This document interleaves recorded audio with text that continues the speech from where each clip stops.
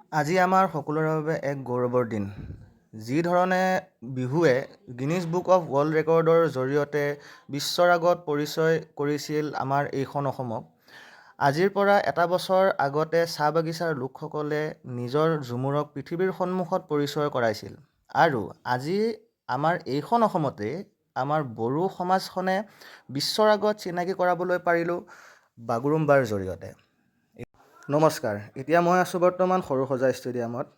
এতিয়া মই গৈ আছোঁ আমাৰ এই ঐতিহাসিক ক্ষণটোৰ সাক্ষী হ'বলৈ। আমাৰ বাগুৰুম্বাৰ নৃত্যৰ প্ৰদৰ্শন কৰিব অলপ সময় কিছু সময়ৰ পিছতে, তাৰে সেই সাক্ষী হ'বলৈ মই গৈ আছোঁ।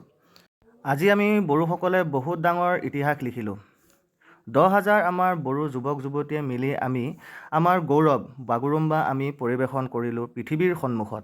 এই অনুষ্ঠানত আমাৰ লগত সাক্ষী হৈ থাকিলে চিৰজীৱনৰ কাৰণে আমাৰ ভাৰতৰ প্ৰধানমন্ত্ৰী নৰেন্দ্ৰ মোদী ডাঙৰীয়া। ইয়াৰ মাজতে আহে আমাৰ BTADৰ চিফ হাগ্ৰামা মহিলী ডাঙৰীয়াৰ কথা।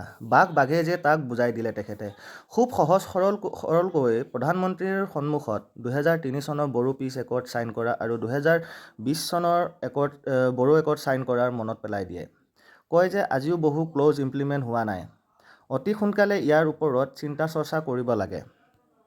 এতিয়া অনুষ্ঠানটো অলপ উপভোগ কৰক। শেষত এটা ধুনীয়া লেজাৰ শ্ব' দি অনুষ্ঠানটো সামৰণি পৰে।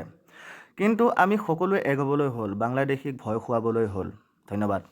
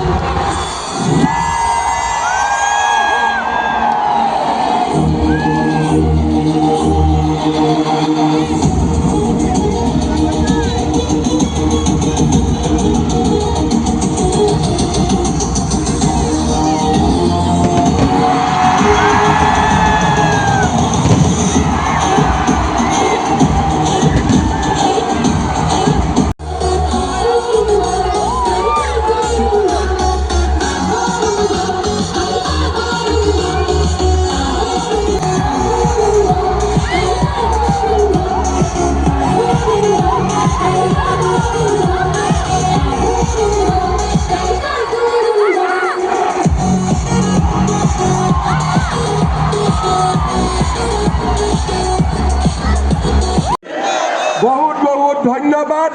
জয় হিন্দ, বন্দে মাতৰম।